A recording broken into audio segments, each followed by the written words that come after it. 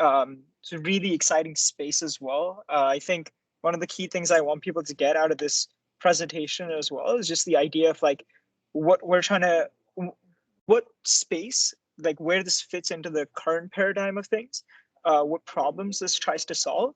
And then definitely just hear from y'all, like feedback wise, just questions y'all might have. I think I'm just here to like hear from the community as well. And yeah, just like really excited to see what y'all have to say about something that we've worked on for a bit. And with that, I'm gonna try to share my presentation on Teams. Let me see, like, just let me know if you guys can see this. Feel free to take over. Yeah. Nothing yet. Thinking Fingers about crossed. it. There we go. It's starting to come through. And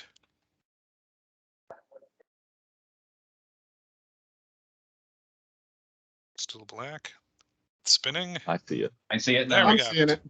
We got it. Perfect. That's great to see. Okay, great. So in terms of getting started then, what was the agenda for today? So I think I've briefly gone over what I'd like everyone to get out of this. More specifically, though, we'll be going over why are we looking at real time right now, what the current real time options look like in terms of within Power BI today. Then we'll introduce streaming data flows. I'll then give a brief demo in terms of how you can try to build one, how you can, what like a report that consumes a streaming data flow looks like. And then we can discuss roadmap and next steps. And with that said, in terms of when people might have questions, things like that, I'll definitely be pausing between sections. So feel free to ask it then. Besides that, like please feel free to add your questions to the chat. I think Dustin and the other moderators, if y'all can help me out with just letting me know when there are questions, that'd be fantastic. Okay, great. And let's get started. In terms of why real time again, right? And I think I've heard this question a few times. Why are we looking at real time again? What's new now? And there's two data points that really stand out. By 2025, it's predicted that nearly 30% of the so-called global data sphere will be real-time information. And then the other one is that by 2024, it's expected to be a near $30 billion market. And so what we think is going to happen there is like there's just going to be opportunities or a lot of where real-time data needs to be compiled, consumed, presented, and understood. And that's where we think there is an opportunity for innovation. And that's what we're looking at now. Now, diving into this a bit more specifically, what are the scenarios where real-time information could be important? At a high level, the key thing to understand here is real-time information is important when decisions in real time, like there's a cost to them. For example, real-time fraud detection. I think we might have all seen a message or two from our bank being like, hey, is this really you with transactions? And that's actually a function of seeing millions of transactions, potentially billions every second, and being able to pick out the ones that could potentially be fraud before they're processed and somewhere within that pipeline.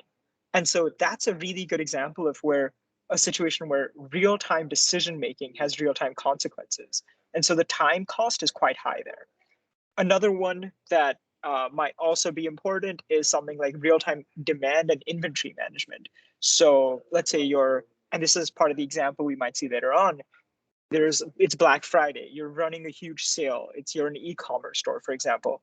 Knowing how much inventory you have on hand in that very second can directly impact the amount of like discounts you put on merchandise in that moment. Knowing the amount of inventory that customers have in their baskets or might potentially be about to purchase also impacts that real-time decision that you might be about to make. So again, like having this information on hand can be really impactful for operations and maintenance teams as well. Another one, and something that we're going to look at a bit more, is the IoT space. So for example, with something like fleet management or connected cars, again, that's a situation where you're able to better information that gives you access to where in real time your fleet might be, helps you predict when things will arrive, when things will ship, making real-time decisions in terms of logistical infrastructure. So again, just a really interesting scenario out there as well. diving a bit more into the IoT scenario that I mentioned before, there's a few really interesting scenarios that pop out. The first is phone tracking. So this is something like Beacon's technology. You walk into a store and you're surfaced with the correct discounts at the correct time, letting you know that, hey, this might be something that might be potentially interesting to you. So real-time decision-making happening in on the spot in that moment. Another one that we might all have seen is rideshare. So you're in a city at a particular point in the time. So let's say it's a Friday night. I think there's Ubers or there's cars everywhere, like different ride sharing apps. And somebody in that instance, like you're seeing surge pricing, but somebody on the operations team has to also put in the appropriate amount of surge to help incentivize drivers to come onto the system at that point in time. So again, knowing how much demand there is, knowing the areas where there's demand can impact the operations team and help them assess the correct amount of surge to put for that moment. Or something like facilities management, where you have situations where, for example, manufacturing plants, sometimes there's situations where temperature is very important. Things get too cold, pipes might freeze, pipes might burst. Knowing in that moment that, hey, you're about to go out of a certain range in terms of temperature and making a decision to either change things either from a remote perspective or sending somebody on field at that moment is really key. And again, that's something that requires real-time information because that decision is being made within a certain time frame.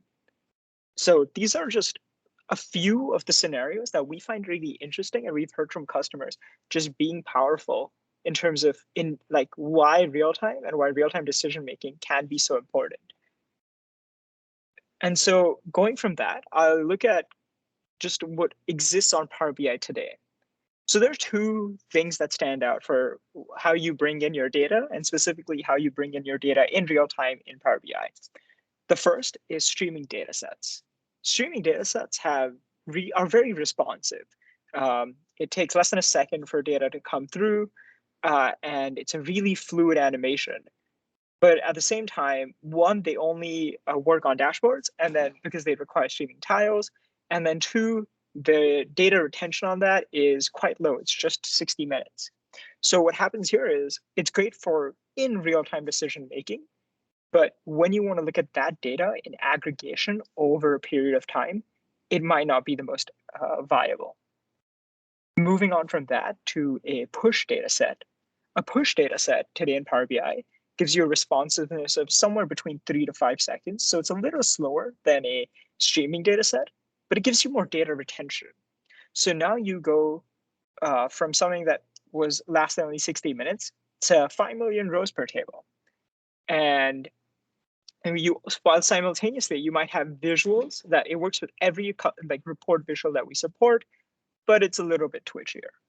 So the question now occurs is there space for something that is as fast or nearly as fast as a streaming data set with data retention policies that could be potentially even better than a push data set? Because when you're bringing in a lot of this real-time information, it might be easy to exceed the amounts that are set here.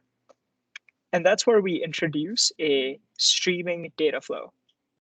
So streaming data flow is something that is presented to customers as a low-code, no-code experience that handles both hot and cold data. So you can see your data in real time and in aggregation after a period of time.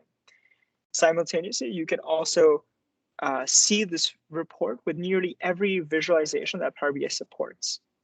And that's exactly where we come in. So in terms of a few more details on streaming data flows, what this means again is it's the ability to allow Power BI authors to really just ingest, mash up, model, and build reports that are based on streaming or real-time data directly on Power BI service. And you can do this through a really simple, friendly UI, which allows you to drag and drop components where under the hood, we just create a data flow. And today it supports both direct query and APR, allowing you to leverage the capabilities of the real-time scenarios that exist in Power BI today. So with APR, you can refresh your report up to every second, and that works really well with a streaming data flow scenario. a few more details and on the technical aspect of things. A a streaming data flow has a responsiveness that is somewhere between a streaming data set and a push data set, while simultaneously having a data retention far higher than that of a push data set. At the same time, it also works with all the visuals that a push data set would. So you're essentially getting something that incorporated that speed of the streaming data set, but then gave you the goodness and even potentially more than that of the push data set. And that's what we're so excited about. Before I continue, I'd love to pause, just see any quick questions on this. No questions in the chat, but now's your chance. Or we've never had a problem with too many people unmuting at once. Going once, going twice. All right. Okay, great. And then in terms of a streaming data flow, what that looks like, just architecturally, today we support Event Hub, IoT hubs, and Azure Blob. We are looking to expand support to other things like a Twitter scenario, etc. The way you build this is through a low-code, no-code UI that we'll go through shortly. And this will work with, this will create an ASA job, and then it works with hot and cold storage. So it handles that for you. And then you can just consume this report, or you can just consume this data flow right into your Power BI report. And with that, I'm now happy to jump into a bit of a demo. So this is a demo that we're going to see, which is from the perspective of a sales manager that's looking at this. It's Black Friday. You have a lot of transactions going around and you own a particular product. Before we dive into what that specific report would look like, I'd love to just give you all a quick sense of the low-code, no-code UI, and just some of that as well. So just give me a second. I'm just going to pull this up.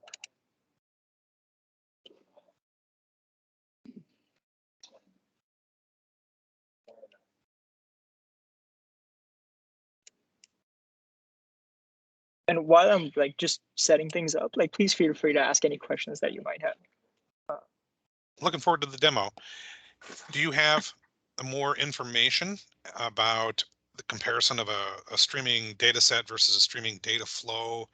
Because some of what I've saw there are still not quite sinking in here as to the differences. They look very similar. Like why one over the other? I was just getting used to the idea that I could start playing with streaming data sets in Power BI. Now we got streaming data flows. When you say that, what are you like, could you explain what you mean in terms of, like, are you saying, hey, why does this exist? Or yeah. Oh, okay. So I guess maybe I didn't convey that well enough. I think the idea out here is we looked at what existed for a streaming data set. A streaming data set didn't have has data retention that is quite low. Okay. And then you look at a push data set, which has slightly higher data retention. And then if you look at the IoT scenarios, they would typically require a lot more. And so that's exactly where we're trying to come in, or we're trying to solve that use case, which is customers that have near real-time needs. We want to help support them. We want to create value in some fashion and do something there. Gotcha. But also very long retention. Yes, exactly. So then you can look at your data and aggregation, there's cold storage, all of that. Okay. And this is a feature that we could take advantage of today. Are these available? Is this coming? Is this preview? Well, yeah, you guys can see my workspace right now. So if you have a premium workspace, it is actually available today. So you just go to a premium workspace, you go to the drop down and you'd see streaming data flow here. So you just click on that, and you can get started. I've already created a few, so let's look at one example one right now. So let's say we went in here. Well, essentially what you would do is, let's take an event hub. You could put in a connection string for the event hub. The consumer group set to default, that's fine, and we just connect it. So since we already have one connected that has the same endpoint, it's saying it's throwing a fit on that, so let's remove that. So let's put in this, let's put in the connection string, let's hit connect, and let's see what happens. And so while this has been connected, as you can see, there's no data that's actually coming in. The reason for that is because the fields haven't been like detected yet. So you can choose to either manually add a field or auto detect them. Let's auto detect ours, and boom. So now what you can see is a lot of this data is coming in. It's coming in real time. What's happening is we have an Azure Event Hub that's receiving this data from, let's say, an IoT sensor, some information that's on the ground. We're consuming it, and now we're like looking at that in our easy low code, no code UI. So we just clicked Event Hub, got the box, and then pasted in the connection string. So now that we have this, we can actually look at our data that's coming in real time. But this is throwing an error. And the error is essentially around, hey, like you haven't actually connected this to anything. Or like you need to connect this to an output table, essentially. Let's say we want to do some ETL on our data. So we want to filter our data so that we only look at SKUs of like types 1. So you can see there's like SKUs ranging from 1 to like 5 in this case. So let's go in there. And we notice that, hey, it's actually a number, not a string. So we can fix that as well. So you go to data type here, and you can just change it to int. And that's fine. And then we can just connect these two. So now that we've connected this, it's now going to tell us that, hey, the column that you referenced doesn't make sense. And that's essentially because it already was expecting data to come in from another connection string. And so we'll remove that. Let's remove this, and let's clean out our existing output table. Essentially what you saw there was it already had presets to an existing event hub. And so when you create a new one, you typically want to just reset things. So let's take a new filter. Let's connect that here. And now it's saying, hey, you kind of need to set this up, which makes complete sense. Let's do the same thing. Let's say it equals something of value 1. Now it's going to say, hey, you're missing an output. So if I look at authoring errors, I can like see what the issue is here. I need to output the data. So I've filtered the data so that my data that's coming in is of a particular type. Anything that equals 0, 1 on SKU, I'll see that. And then let's say I want to manage my fields. So managing fields is like controlling your columns. So you can choose which columns you want to show in your data. So let's say let's connect this first. And then let's just say we want to take all the fields that exist. We're not filtering right now. So now you have all the fields that come in. Let's assume that's it. And then we just want to save this data. So what happens when you connect it to an output table is that it will simultaneously handle both hot and cold storage for you. That's the best part about this. So let's call this a super user demo, and then we're good. And so let's go here, and then let's just get static preview because we can't really see our data yet. So it's going to take a couple seconds to just load your static preview. And then once you do, wow, now you can see that, hey, all this data that's coming in, it's all of SKU of type 1. We're seeing all our fields out here under manage fields, and then this is just going to our output table. So that's great. So we've actually successfully set up our first streaming data flow in less than a couple of minutes. And this was all done through a drag and drop interface. So there was no code involved in the scenario. We had an event hub, we put that in, we connected it with a Azure Event Hub connection string. We then filtered our data for something of a particular value type. So that was through this. Again, just drag and drop equals this. We went to manage fields, which allowed us to control our columns. In our case, we just wanted everything. We didn't want to filter. And then we just connected to an output table. Under the hood, what this did was it set it all up for you. And then it also set up like hot and cold storage. And this would be activated if we hit save. So if we hit save, it's saying some data will be deleted because we already had a table. That's fine with us. We're creating a new table, and so we're done. And so now all I need to do is I need to go back and I hit start, and now my streaming data flow is working and ready for consumption. So we actually already have a streaming data flow, and we've already set that up, and we have it running. So let me show you all a report that I created for the sales manager perspective with this in mind. Let me just grab that, and let's bring that to the screen. Hey, Krrish. Yeah. Are you required to have an Azure service set up prior to doing this? Could you explain what you mean by that? So do you, like, we do everything on-prem right now. I work at a financial institution and everything is on-prem. So we don't have Azure. So could we take advantage of this, or do we have to have Azure services and tools set up prior to using this? I don't think we have on-prem support just yet. That's definitely something we've heard from customers, and we're considering that for sure. But yeah, thank you for the feedback there, though. That's definitely, it's good to hear from people what they're looking for.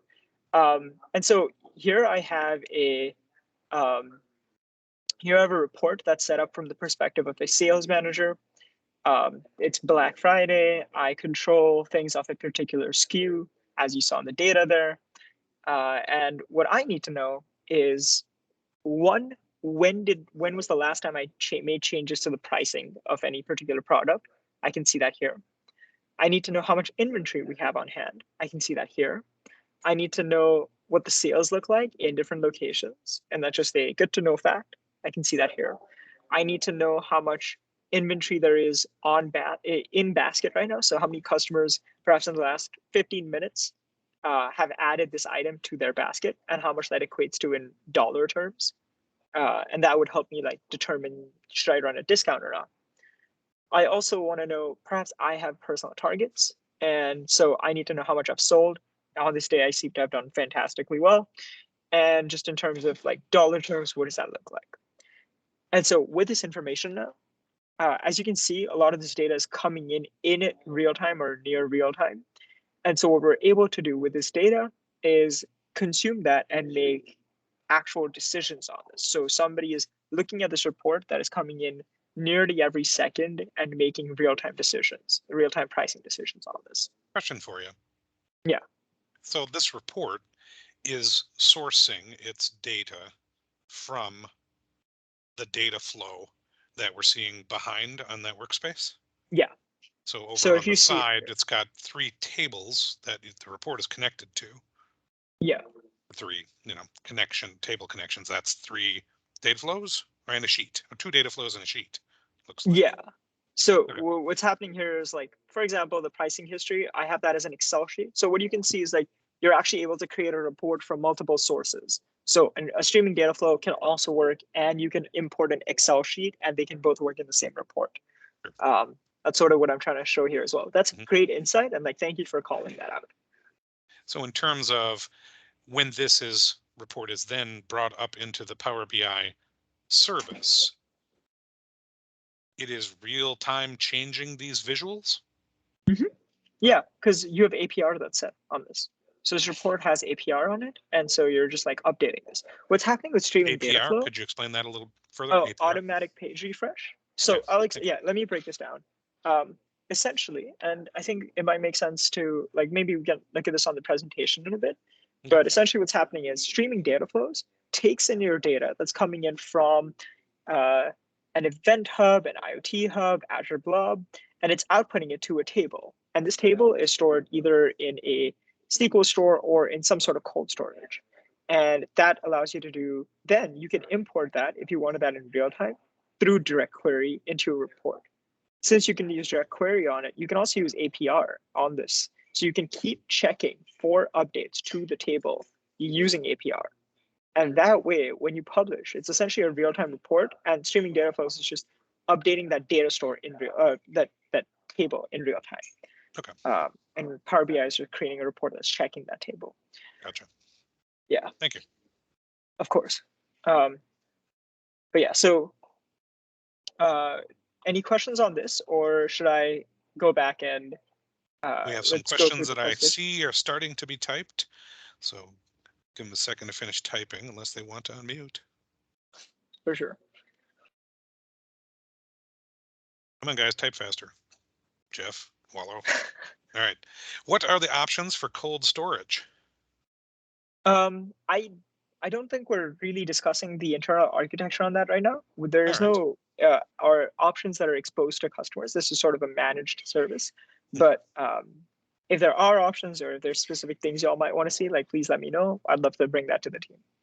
All right. And the other question is, does the report otherwise work normally? Like analyze in Excel is still available? Yeah, I don't believe there are any blockers to when you use something like streaming data flow within your report. As we saw, let me see here, you still have your sheet imports, etc. All right. And If you then guys can do come you across it. enable and configure row level security? Do you know? I don't have the information on that. I can definitely check with the team and let you know. Right. Again, with the former question, I don't believe I completely answered that. There might be edge cases with this that we might not have like hit yet. So if you do know or you feel there are any issues, again, this is in public preview, so please let us know. Sure. That's great to always hear. Yeah, good. I think there's another question that might be coming in. Wallow, beware, slow typer. Unmute. What? I don't have any more questions. No more questions. It said you were typing, so you're all set. Are we any more questions? Going once? Going twice? Ah, thank you. Go ahead. Oh, Krrish, was that for you're me? good. Oh, okay, Yep. okay. Go ahead, Awesome. Krrish. I thought somebody asked a question in that moment. I was like, oh, cool. No, you're I wonder good. who it is. Okay, let me bring up my presentation again. Things always get a little slower when you have Teams and PBI open Absolutely. at the same There's feedback for your different product team. time. Exactly. Let me see. Okay.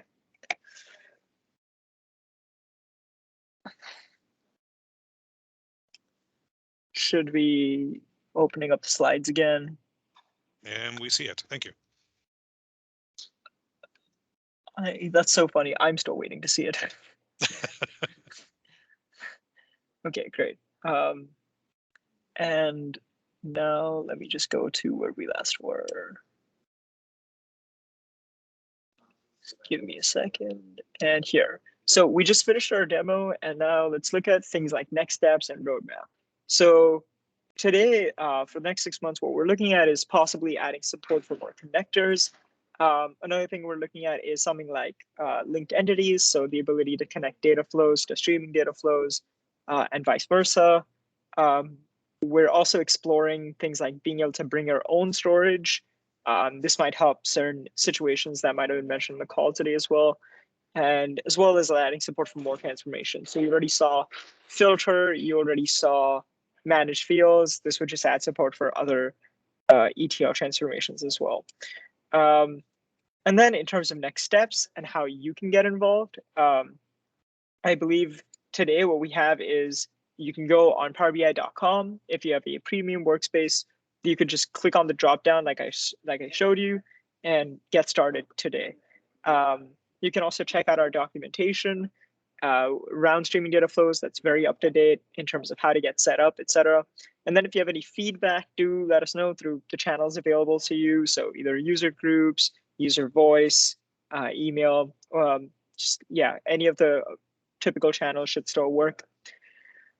And with all that said, I know we already went through a couple Q&As. I just wanted to create the space for in case there's anything else that we might have missed. And if not, happy to give the time back. Oh, not a problem. Let's see if there's any more questions that come in. Feel free to type them up or unmute now. I have a question myself, or more of an exploration. You noted that we can get started in trying this out right now. So I actually did in my other window, go out to our premium capacity and saw the ability for me to create a new streaming data set. Since where I need to get that from, I have three choices: an API, an Azure Stream, or PubNub.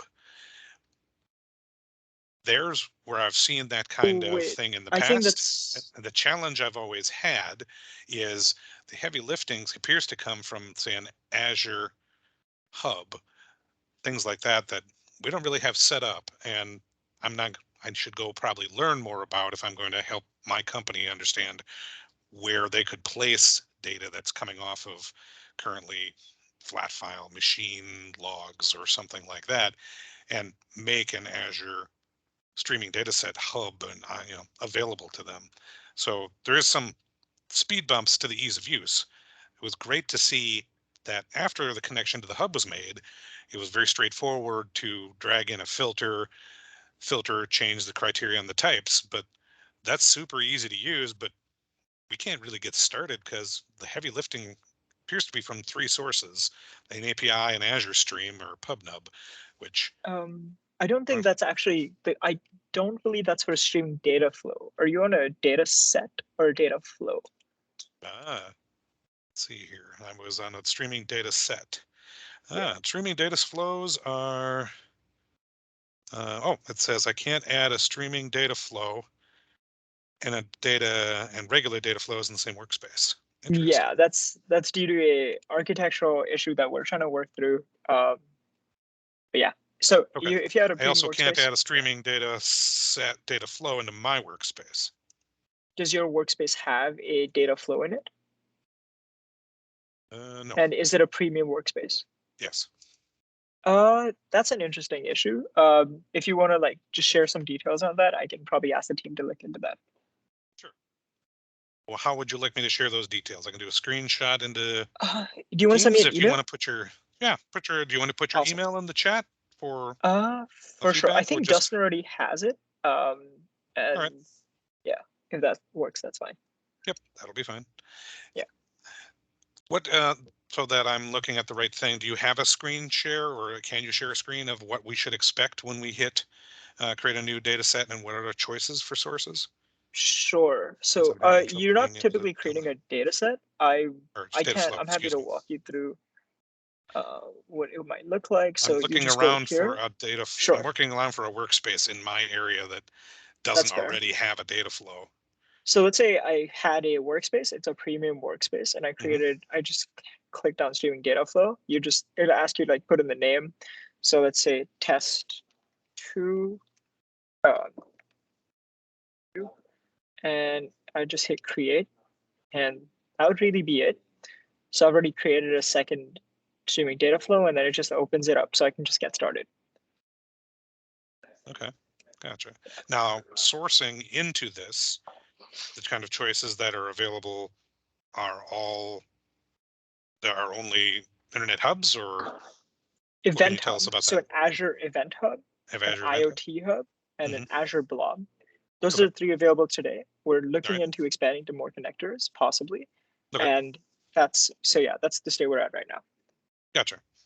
And when you say Azure Blob, is that the same as Azure Storage Account Gen 2?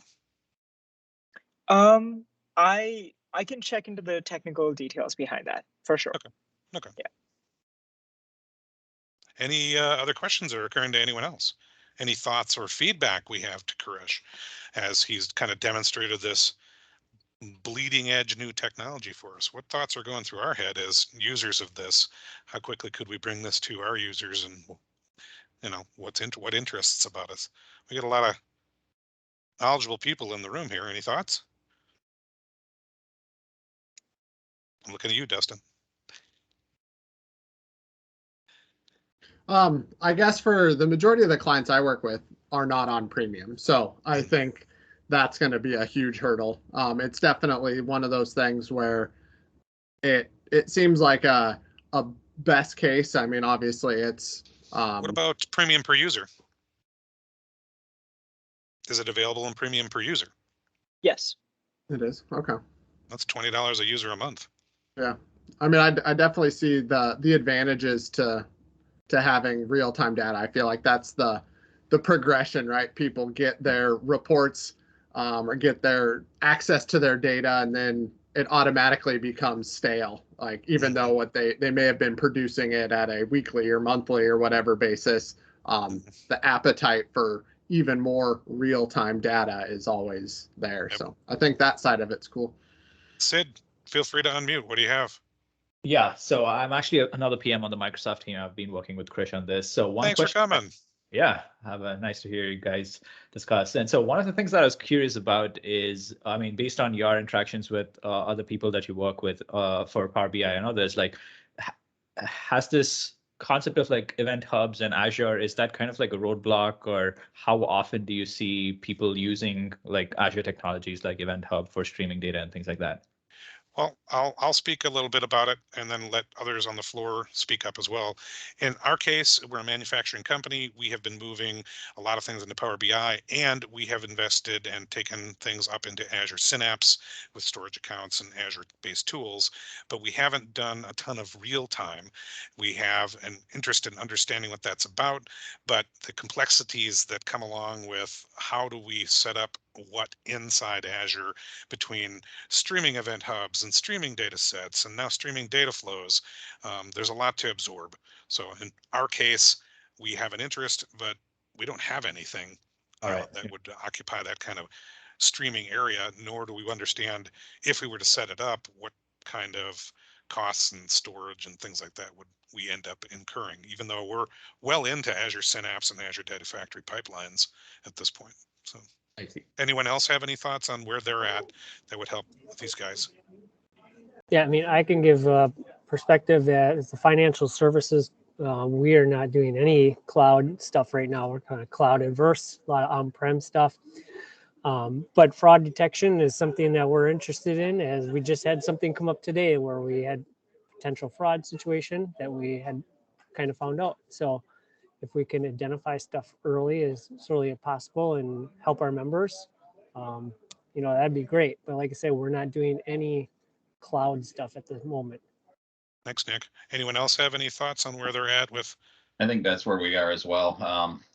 Everything's on premise, and but we are starting to look at trying to get some more real-time data down in the plant, just to identify backlogs and stuff like that, where things are, and as they're switching between operations. And but see, yeah, I'm conceiving of in our area of manufacturing that there is no real aversion to the idea. We just need a place to have all of this data that's constantly coming off machines in the cloud. Okay, well, is that a storage account? Is that an Azure Internet Hub? And then what does that mean for downstream use? Okay, is it going to be compatible with an Power BI streaming data set or Power? So part of me says that I think there's out there in this user group those that could use it in the cloud, but it's also not real clear. Right. So. Right. Yeah. We're not ready to jump in to the cloud. I think we're going to go cloud with a lot of it soon, but trying to understand the right way to do it. And it seems like there's always a new technology that we have to learn. And the data streaming data sets were there. Now we got streaming data flows. Yep. Which way should we go? And so that's where we're at, and we're identifying this right now, and kind of that's why this was very interesting to me. Right. Yeah. That makes sense. Thanks, Greg. Anyone else have any commentary? No, Jeff, you're always good for something. Well, I don't have an immediate application for this, but should I have an application for this? And I know this is on your radar. I really wouldn't look at it unless I had a bring my own storage option. The idea of having some managed service that's got my data and probably limited capability to do what I want with that is not real good. That would be a tough sell. And so when you say bring your storage, is that storage in Azure or something else? Yeah, one of those options at least. It sounds like the tables you're talking about are some sort of proprietary storage, right? That I don't have a lot of options with, so I'd want to dump probably in the workspace workspace that the Power BI workspace is in, which behind the scenes is Gen 2 storage, stored right, as JSON and CSV. Yeah. But we don't have access to those areas. That's underneath the Power BI workspace. Right. So that's my only thought. I think it's cool stuff, though. I mean, Thanks, and Jeff. I think you did a great job thinking through the applications, right, and presenting that. Those are great applications for this. I just don't have any of those applications at the moment. So. Thanks, Sid. Does that give you a better picture? Yeah, this is very useful. Thanks for sharing. Any other questions for Krrish or Sid since he revealed himself? No one's typing. Feel free to unmute. All right. Thank you so much, guys. This was great. I appreciate the kind of exposure to this, and hopefully some of our, while we learned, gave you some feedback on what we found the most interesting parts of it and where we could see an interest in it and what speed bumps are keeping us from jumping on it right away. Can I ask one more question? Go ahead. This is always tough, but how far are you from GA with something like this? I think he's asking. Do you have a timeline for when general availability? When this might be general availability? Yeah, I don't think we have a specific timeline for GA yet. We're still figuring out the path forward. But yeah, once we have more details on that, we'll be sure to share it with you guys. Okay, thank you. Question for you, Jeff. Yeah. What's so important about general availability? I mean, I know what I think. When I see a preview feature, should I really use this until it's GA? But, the past couple of years, I've just been like, I'm using it as soon as it's preview. Tell me, Yeah, talk I'm more a about little what shy about that. Why? Generally, so I'm not going to install Windows 11 for quite some time. All right. Yeah. I just am not bleeding edge. Okay. Because I don't want to deal with those issues, right? Yep. I want a finished product, and then I learn it, and I've got something that I can depend upon, and then I've got great support for. All right. Really That's important fair for me in order to be productive. That's fair. Sorry, thanks for letting me put you on the spot. Yeah. Because part of what, no you know problem. what, we've had PowerBI up and running for more than 8 years now. Yeah. Just yesterday, in the entire northeastern region, we lost the ability to refresh our data sets and work with it. And that doesn't matter if it's preview or GA. Nice. So. Brave man. Yeah. So that actually brings a question to my mind, Jeff. So from your perspective, and you said about like having the ability to bring your own storage. So it sounds like your team or like the folks that you work with, like you're already using Azure, and is that how you were thinking about it, or was it in some other context? I think it is just generally, right, that I'm going to want to be able to take that data and do whatever I like with that data. I can go anywhere with it. It's my data, and I can pick that up and move it anywhere I like. If I don't have that option with this, it becomes less interesting, and it becomes harder to sell to executives, right? Because it's captive in this managed service, and not something I can pick up and move somewhere else and put it into a different tool or whatever I like.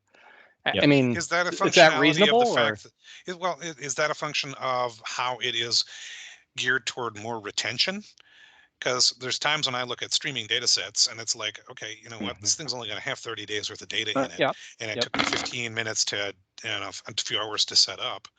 Right. I don't care what storage is behind it. And if I lose it, because it's not, well, it's going to have to absolutely. recollect. It depends on the application. Yeah. It depends on the application. Yeah. And as I said, I don't have an immediate application for it. Sure.